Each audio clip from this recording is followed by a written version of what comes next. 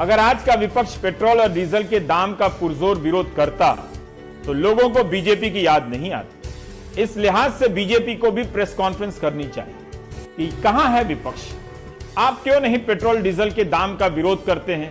आपके प्रदर्शन नहीं करने से लोग हमें विपक्ष के रूप में देख रहे हैं, जबकि हम सरकार में। बस ये ना कहे कि हमने विपक्ष को एक्सपोज करने के लिए दाम बढ़ाए हैं। दुबे जी एक सेकंड, गोपाल जी आप ये कह रहे हैं राज्य सरकारें लूट रही है, तो फिर केंद्र सरकार क्या कर रही है? राज्य सरकार लूटने के बाद क्या अपने घर लेकर जा रही है? योगी जो टैक्स लगा रहे हैं वो टैक्स लगाकर वो कहाँ लेकर जा रहे हैं? अपने घर लेकर जा रहे हैं। हर मुल्क का हमने यहाँ पर डेटा रख दिया है सामने। ये क्या हालत है और ये हालत क्यों ऐसी हो गई है? कब तक आप लोग पिछली सरकारों को जिम्मेदार ठहराएंगे? गौरव भाटिया जी 6 साल से आप सरकार है, तो कौन से कलयुग की बात कर रही थी? 2012 में कलयुग था या ये आज का जो युग है, इसे कौन सा युग बताएंगे? अच्छा है कि पेट्रोल और डीजल के दाम बढ़ने पर जनता विपक्ष को खोजती है। वह चाहती है कि विपक्ष इस मौके पर विपक्ष के होने का प्रदर्शन करे, उसका अभ्यास करे, प्रदर्शन करे कि वह प्रदर्शन कर सकता है। कई लोग तो इमोशन में बीजेपी के 2014 के समय के पोस्टरों को निकालकर पोस्ट करने लगते हैं। जब भी दाम बढ़ते हैं ये पोस्टर निकल आता है, बहुत हुआ पेट्रोल डीजल की मार, अब की बार मोदी सरकार। दुबे जी एक सेकंड, गोपाल जी आप ये कह रहे हैं राज्य सरकारें लूट रही है, तो फिर केंद्र सरकार क्या कर रही है? राज्य सरकार लूटने के बाद क्या अपने घर लेकर जा रही है? योगी जो टैक्स लगा रहे हैं वो टैक्स लगाकर वो कहाँ लेकर जा रहे हैं? अपने घर लेकर जा रहे हैं। आप ये कह रहे हैं रूपानी कहाँ लेकर जा रहे हैं? अपने घर लेकर जा रहे हैं। लूट रहे का क्या मतलब है? नहीं सुनो, प्रदेश सरकारों को सारा पैसा जब केंद्र सरकार लूट रहे हैं तो फिर उन्हें वैट लगाने की क्या जरूरत है? वैट हटाएं। जब केंद्र सरकार नहीं मैं इतना डिटेल नहीं वैट, ये तो बहुत आसान हुआ कि मेरी जो परेशानी है मैं राज्य सरकारों को सौंप दूं। केंद्र सरकार ये कह रही है मेरे पास प्रॉब्लम लेकर मत आइए, लेकिन ताली बजानी हो तो मुझे आगे कर दीजिए। ये कैसे हो सकता है सर? मुझे जीएसटी का आप जवाब नहीं दे रहे हैं। मैं कह रही हूँ जीएसटी के दायरे में कब आएगा? ये बैठे अभय दुबे कह रहे हैं कि सारे के सारे कांग्रेस प्रदेश जो हैं, कांग्रेस शासित प्रदेश, वो राजी है कि जीएसटी में ले आइए, तो ले आइए ना। इसके बाद भी सारा कसूर आज के विपक्ष का है। अगर आज का विपक्ष पेट्रोल और डीजल के दाम का पुरजोर विरोध करता तो लोगों को बीजेपी की याद नहीं आती। इस लिहाज से बीजेपी को भी प्रेस कॉन्फ्रेंस करनी चाहिए कि कहां है विपक्ष, आप क्यों नहीं पेट्रोल डीजल के दाम का विरोध करते हैं।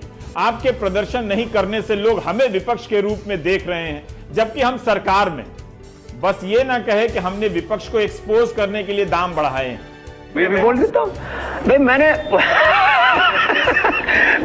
जब प्रश्न पूछो, मैंने कहा था कि सारी टैक्स खत्म कर दो तो 35-40 रुपए डीजल पेट्रोल मिलेगा। अभी भी कह रहा हूँ, मेरा स्टेटमेंट कहाँ बदला है?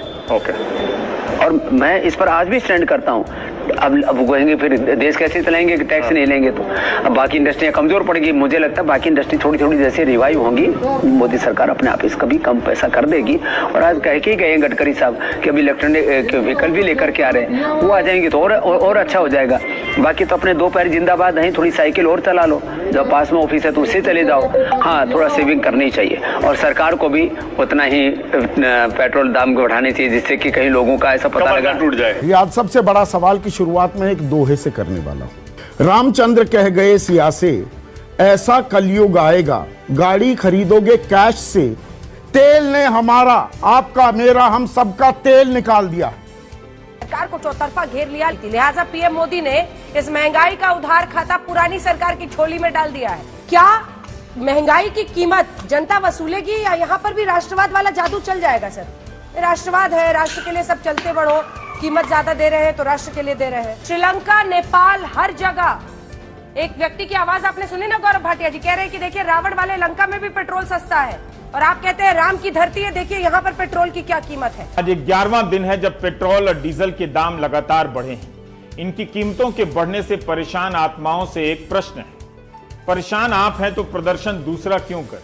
वैसे दूसरे को भी करना चाहिए, लेकिन यह सवाल इस संदर्भ में है कि कई लोग लिख रहे हैं कि विपक्ष कहां है, जैसे तेल के दाम विपक्ष के प्रदर्शन ना करने के कारण बढ़ रहे हैं। जब भी तेल के दाम बढ़ते हैं विपक्ष की खोज बढ़ जाती है। ऐसा क्यों होता है? क्या वाकई विपक्ष ने कुछ नहीं कहा और कुछ नहीं किया, या जनता के बीच ही यह मुद्दा नहीं है, या फिर मीडिया जनता के बीच जाना ही नहीं चाहता है?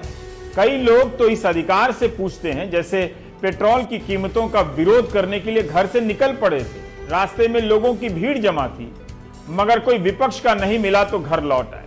अच्छी बात है कि पेट्रोल और डीजल के दाम बढ़ने से विपक्ष की खोज होने लगती है, सरकार की नहीं होती है। सरकार के लिए इससे अच्छी बात क्या हो सकती है?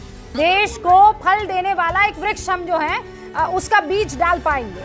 मैं कह रही हूँ 6 साल हो गए सर, गड्ढा भरा नहीं, कितना और इंतजार करेंगे हम? अग्रवाल जी, मैं एक बात जानती हूँ और वो सीधी बात है कि जब मनमोहन सरकार के टाइम पर पेट्रोल की कीमतों में इजाफा हुआ था तब आप सब के सब सड़कों पर निकल गए थे। तब मुझे पता है कि कैसे थाली बजाई जा रही थी, मुझे पता है कैसे नारेबाजी की जा रही थी।